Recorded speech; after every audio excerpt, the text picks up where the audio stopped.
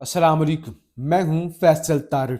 रात गए जी ईरान की जानब से इसराइल पर और ख़ास तौर पे तल हबीब के अंदर कुछ इतने बड़े हमले किए गए हैं कि जिसके बाद पूरा तल हबीब अंधेरे के अंदर डूबा हुआ है।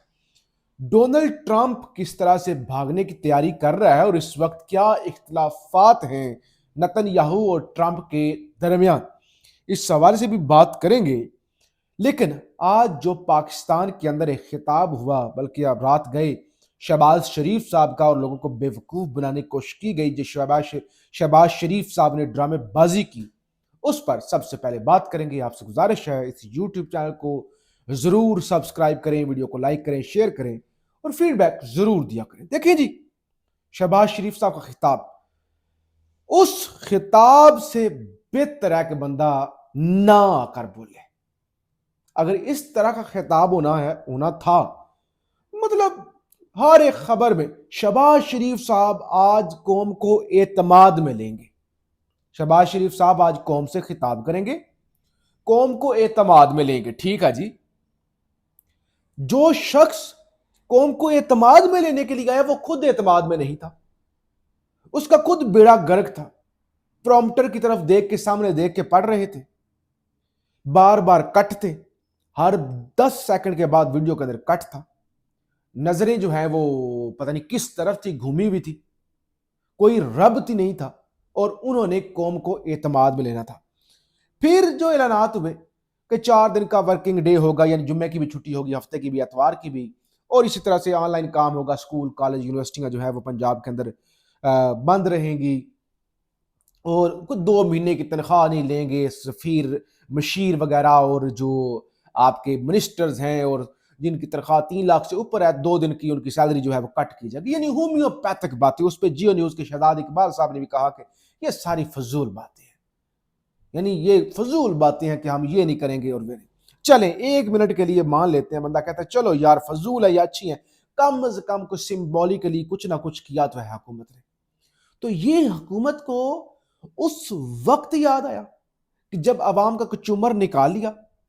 क्या वैसे आम हालात के अंदर फजूल दौरे, फजूल होटलों के अंदर अयाशियां और 10-10 गाड़ियों का काफिला, अच्छा उस चीज को भी छोड़ दें। सबसे पहले शहबाज शरीफ साहब आते, कौम से खिताब करते, बताते कि भाई ये वाला मामला है, हम अपनी तरफ से ये कुर्बानी देने जा रहे हैं। वो कुर्बानी देते और उसके 1 हफ्ते बाद या चंद दिन के बाद कहते हैं कि अब हम कौम से कुर्बानी मांगते हैं, अब हम जो है ना वो पेट्रोलियम मसनूआत की कीमतों में इजाफा कर रहे हैं।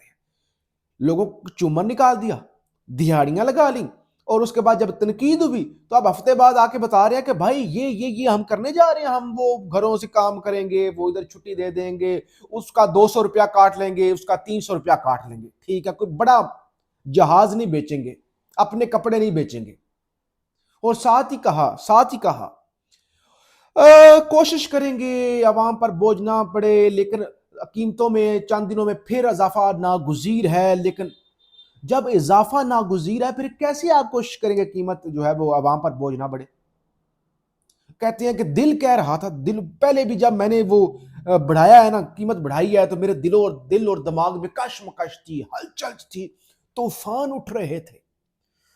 दिमाग कह रहा था कि कीमत तो बढ़ानी ही पड़ेगी, नागुजीर है। दिल कह रहा था गरीब पिस जाएंगे, गरीब मर जाएगा। फिर कहते हैं मैंने दिमाग की सुनी, यानी मैंने दिमाग की सुनी, और मैंने जो दिल कह रहा था गरीब पिस जाएगा, मर जाएगा, तबाह हो जाएगा, तो मैंने कहा होता है तो हो जाए, लेकिन मैंने दिमाग की सुनी है। खैर, क्या शहबाज शरीफ साहब से शिकवा किया जाए? मुल्क का पॉपुलर लीडर, सबसे बड़ा लीडर, सबसे ज्यादा वोट लेने वाला लीडर जेल के अंदर है, और जाहिर है ना कोई अवाम इतनी बड़ी तादाद में निकलती है, ना पीटीआई, और जाहिर है वो जो चीजें हैं। आज ईरान के अंदर ये जो नए मुजतबा खामनाई साहब आए हैं, सुप्रीम लीडर, ऊपर से मिसाइल बरस रहे हैं। मिसाइल, कोई पुलिस नहीं, पंजाब पुलिस नहीं क्रैकडाउन कर रही, कोई आंसू गैस नहीं है, मिसाइल, जहाज, तबाही, बमबारी।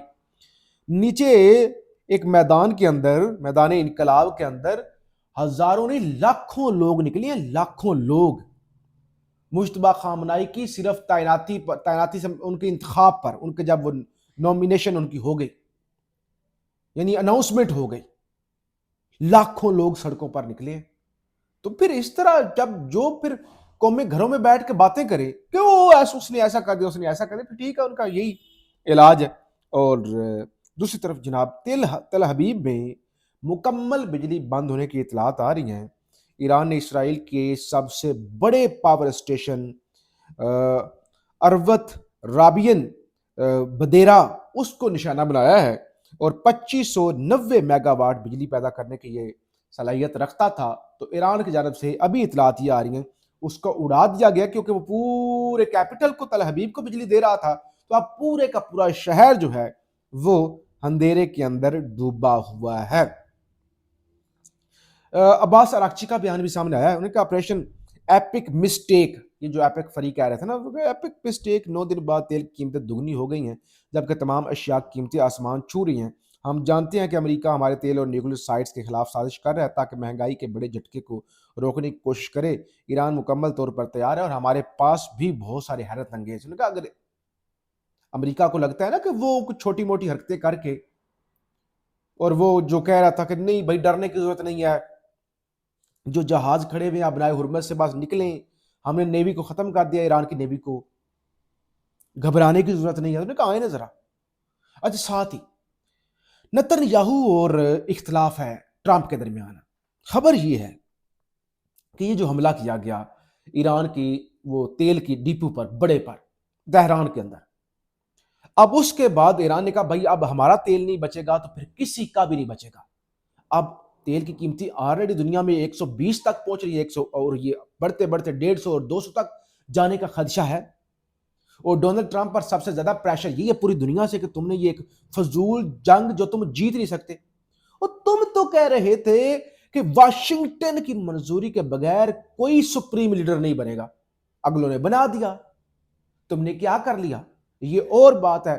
ابھی شہباز شریف صاحب نے مذمت کی یا سعودی عرب پر حملے کی، یو اے ای پر، قطر پر، ایران پر، امریکہ کا نام تک نہیں لیا۔ اور یہ اور بات ہے کہ ابھی تک پاکستان پڑوسی ملک ایران نے سب سے پہلے پاکستان کو تسلیم کیا تھا۔ مجتبیٰ خامنائی صاحب جو کہ سپریم لیڈر منتخب ہوئے ہیں، ان کو مبارکباد یا ان کو خوشائند تک ہوتا ہے کہ ایک رسمی کارروائی ہوتی ہے، جیسے روس نے کہا کہ ہم انہیں خوش آمدید کہتے ہیں، ہم ان کی تعیناتی پر مبارکباد پیش کرتے ہیں۔ تو ابھی تک ایسا کوئی پیغام جو رپورٹ نہیں ہوا۔ بہرحال اب نتن یاہو اور ٹرمپ شدید غصے میں ایک دوسرے کے خلاف۔